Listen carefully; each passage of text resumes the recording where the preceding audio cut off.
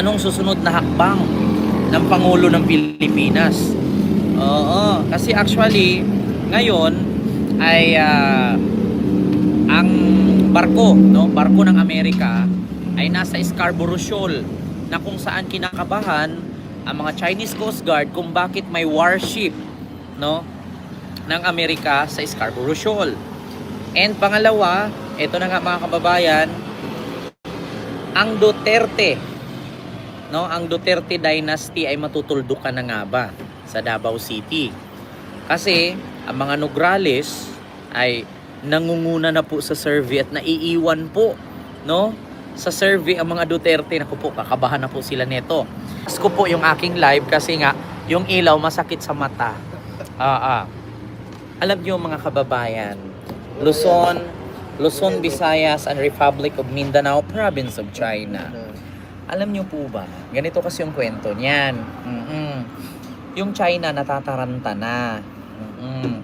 At ang China nga ngayon ay nakikiusap na sa Pilipinas na kung saan pwede naman daw makipag-usap ng via diplomatic way. Diplomatic way, ibig sabihin makipag-usap ng ayos, na hindi sana makipagbumbahan ng tubig, 'di ba? Makipaggurguran, na which is ilang beses yan ni-request ng Pilipinas. Hindi nakinig ang China, no? Ilang beses ang Pilipinas nakiusap sa China. Hindi nila pinapakinggan, na kung saan ang mga Coast Guard binumba nila ng tubig, tinaga ang mga rubber boat, wala pa rin. So ngayon, gumawa ng hakbang si Pangulong Bongbong Marcos, sanibpuwersa na sa Amerika at sa ibang bansa na para manghingi ng tulong para sa ating bilateral, no, yung tinatawag natin na ang ating tawag doon, yung sakop ng ating bansa, yung nasasakop ng mga isla na kung saan ay inaangkin at inaagaw ng China. Kanina pa nga lang sa ating live na kung saan mayroong namataang underwater submarine drone na ginagamit ng China para pang-espiya kung mayroon man tayo mga submarine na sa ating karagatan na pinadideploy. Oo, yung underwater drone na pinakawala ng China ay may maraming purpose yon. Either nag-iikot yon sa lahat ng isla sa Pilipinas, naghahanap ng minerales, or di kaya nag-iispiya sila na baka may mga warship na, may mga may mga kagamitan na galing sa Amerika at galing sa ibang bansa na nilagay ang Pilipinas sa ilalim ng karagatan, kaya chine-check nila sa kanilang underwater submarine drone, na yung AI drone. So ngayon, nababahala na ang China. Nahuli ito, nakita ng mga mangingisda dun sa Masbate. Oo, so nababahala na ang China. Lalong-lalo na ngayon, hindi na nila alam kung ano ang susunod na hakbang ni Pangulong Bongbong Marcos, kaya tinanggal na sa National Security Council itong mga pro-China na mga dating presidente at ang vice president na kasalukuyang si Sara Ulo. Oo. So tinanggal na si Sara ngayon. So wala nang espiya ang China kung anong sunod nilang gawin. Hello Sugar, may galab shout out. So hindi na alam nila kung anong sunod hakbang ng China kasi wala nang spy . Si Digong wala ng power, si Gloria wala ng power, si Erap wala ng power, mas lalo naman si Sara.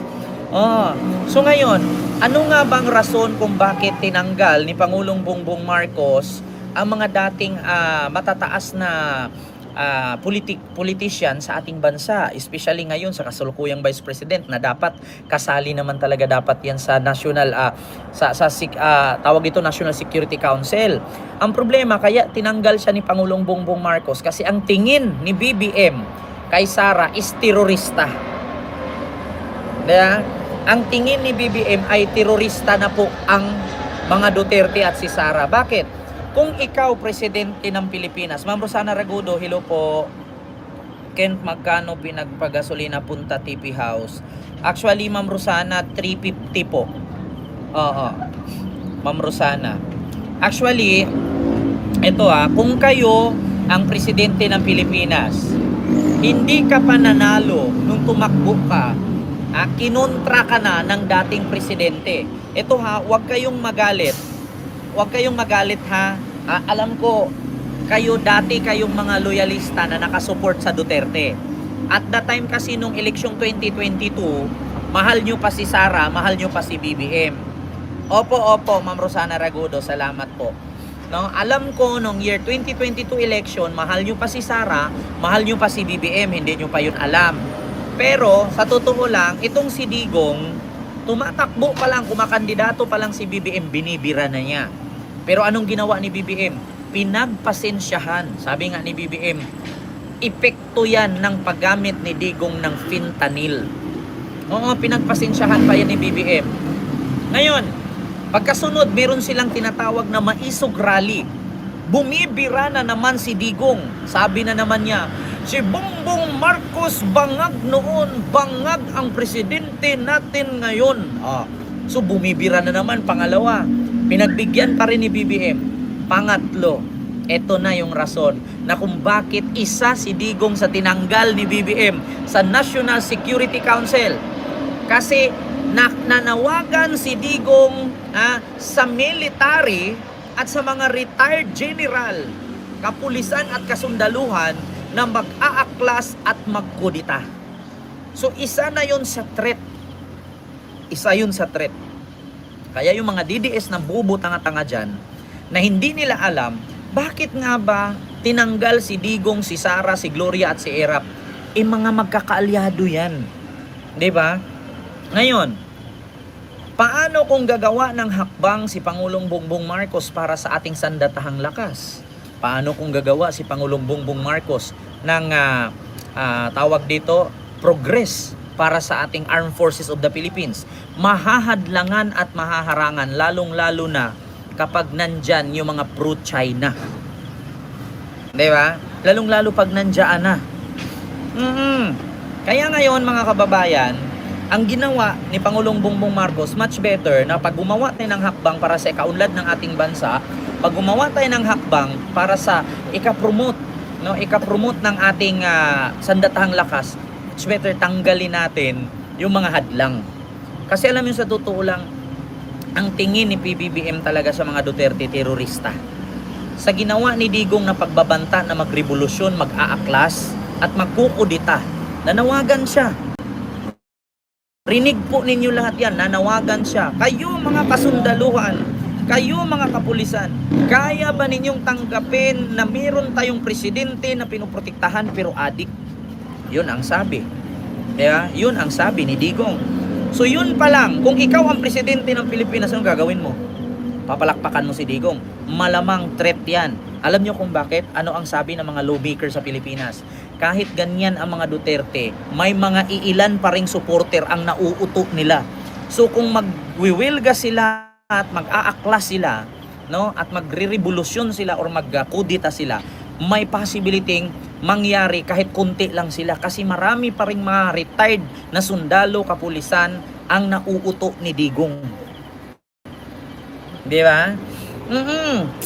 Kaya ang ginawa ni BBM, so bago ka mag-aklas, bago ka gumawa ng revolusyon, bago ka gumawa ng pagkukudita at hahamunin mo at isasali mo sa sariling interest mo, yung sariling kagustuhan mo para makaupo yung anak mo, buwagin na kita, tanggalin na kita. Di ba? Kaya tinanggal. So may rason ngayon, mga DDS, iyak na naman yan. Bakit tinanggalan? Dapat nandyan yan sila, kasali yan sila kasi party din naman sila, no, sa Pilipinas. So ang nangyari, tinanggal ngayon ni BBM. Subukan mo pang mag-aklas. Subukan mo magkudita. Saan ka kukuha ng power ngayon? Kung wala ka ng alam sa National Security Council. Ito lang, nagtataka lang din ako. Bakit sinali pa si Erap, si Gloria, si Digong sa National Security Council? Wala naman na sila sa posisyon. Ano bang maitulong ni Digong kung magira-gira sa Pilipinas? Ultimo nga pagtakbo ni Digong, hindi na makatakbo. Ultimo nga pagtayo, mahirapan na tumayo. Kung utakan lang, si Digong traidor. Paano ngayon kung girahin tayo ng China? Paano ngayon kung kalabanin tayo ng China? Diba? So anong aasahan ni Pangulong Bongbong Marcos pagdating sa National Security Council? Anong maaasahan ni BBM? Sabi ni The Gambler, nasa batas kasi yun nakalagay na former president. Kaya nga, nasa batas nakalagay na former president siya. Si Erap, si Gloria at si Digong. Ang tanong, anong maaasahan ni Pangulong Bongbong Marcos kay Digong, kay Erap at kay Gloria kung Ngayon pa lang, kinakalaban na siya. Sayang sayang, walang alam. Ako, walang alam. Tinatanong ko kayo, DDS. Ha? Anong aasahan ni Pangulong Bongbong Marcos kung umpisa pa lang na hindi siya nananalo, kinakalaban na siya? O experience daw, bakit si Digong may experience ba sa pakikipaggera? The gambler? May experience ba si Digong sa pakikipaggera? Kung wala akong alam. Ngayon, hindi naman bubo. Di ba? Hindi bubo si Pangulong Marcos. Ilang beses siya binira ni Digong. Ilang beses siyang siniraan ni Digong. At ilang beses pinagtangkaan ni Digong na magkudita. Tapos, isasali mo sa National Council pag ginira tayo ng China. So, anong aasahan ni Pangulong Bongbong Marcos? Hihingi siya ng advice kay Digong na ito ang gawin, ito ang ganyan. Alam naman natin na si Digong pro